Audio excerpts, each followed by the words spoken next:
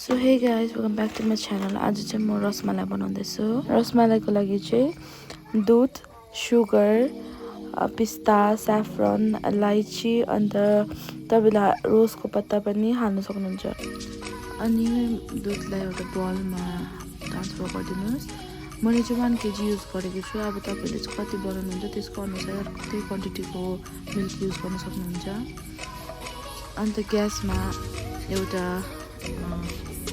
भाँडामा दुध तताउनु।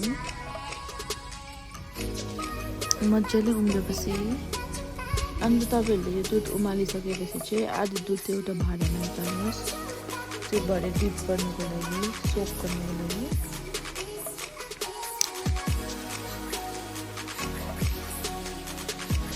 अनि सोक गरेपछि भिनेगर बेसी होइन, अलिकति थोरै क्वान्टिटीमा त्यो उम्लिँदै गरेको दुधमा हाल्नुपर्छ दुध फटाउनुको लागि। जुन चाहिँ जब दुध फाट्छ त्यसलाई मजाले चलाउनुपर्छ।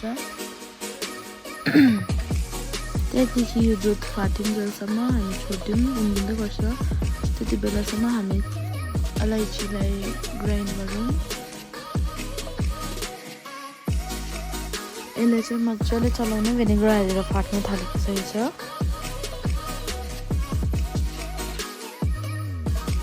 दुध चाहिँ फाटेर यस्तो मजाको भएको छ। यसलाई मजाले चलाउनुपर्छ। हेर्नुहोस् यस्तो भएको छ। अब यसलाई चाहिँ सानो कपडा या त केहीमा हुन्छ स्ट्रेन गर्नुहोस् मजाले। अनि स्ट्रेन गरिसकेर यसलाई मजाले स्क्विज गरेर मजाले निचोर्ने, त्यहाँभित्र भएको पानीलाई सबै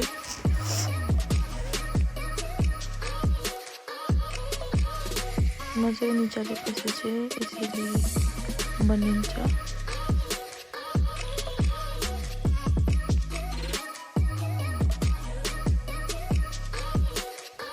यो बनेपछि एकछिनको लागि त्यही कपडाले भए पनि एकछिनको लागि छोप्ने।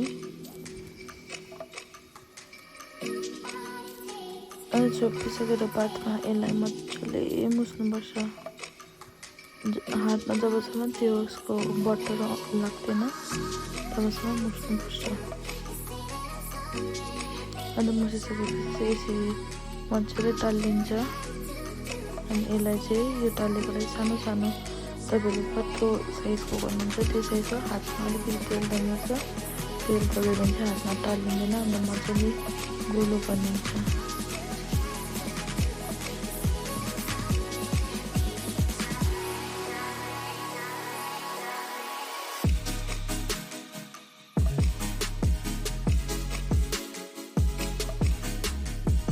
त्यसरी मजाले गोलो बनाउनुहोस्। तपाईँले जस्तो डल्लो सेपको बनाउनु मन छ भने डल्लो सेपको बनाउनु पनि हुन्छ।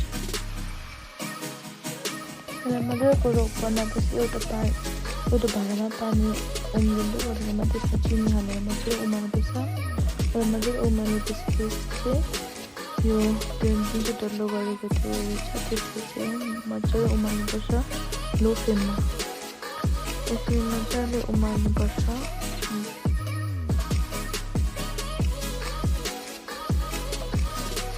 अन्त यो उमालेपछि पिस्तालाई निकाल्ने। अन्त तपाईँहरूकोमा आलमन्ड छ भने आलमन्ड पनि हाल्नुहुन्छ।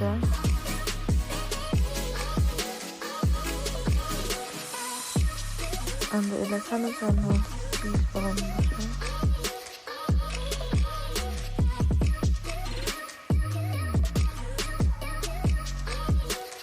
बनाइसकेर एउटा भाँडामा चाहिँ अघिको दुध राख्नुपर्छ। अन्त त्यसमा चाहिँ चिनी हाल्नुपर्छ। चिनी हालेर मजाले उमाल्नुपर्छ। अन्त त्यसको माथि त्यो काटेको पिस्ता हालिदिनुहोस्। अन्त सँगसँगै त्यसमा स्याफ्रन पनि हाल्नुपर्छ। स्याफ्रन चाहिँ हालेर मजाले चलाउनुपर्छ। त्यसको मजाको कलर आउँछ। अन्त त्यसकै माथि अघि अलैची पिसेको पनि अलैची पनि हाल्नुपर्छ।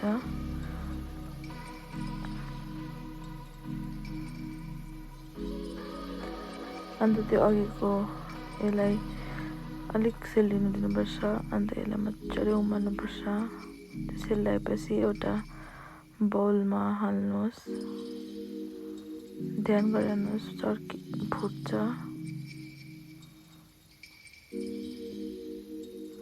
मेरो हल्का हल्का चर्केको छ तर it's not that bad. So यसको माथि त्यो उम्रिँदै गरेको रसमलाईको बनाएको हाल्नुपर्छ मजाले डुब्ने गरी हाल्नुपर्छ डुब्ने गरी हाल्यो भने चाहिँ मजाले सोक हुन्छ अन्त म सानो सानो उयसमा पनि हाल्दैछु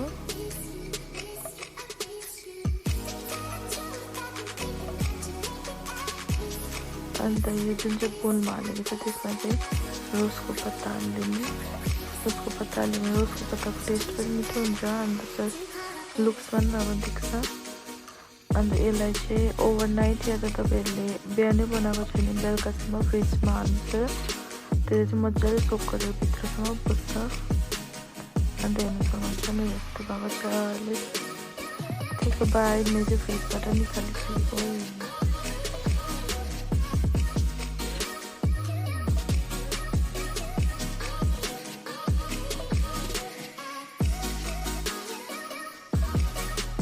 Missing someone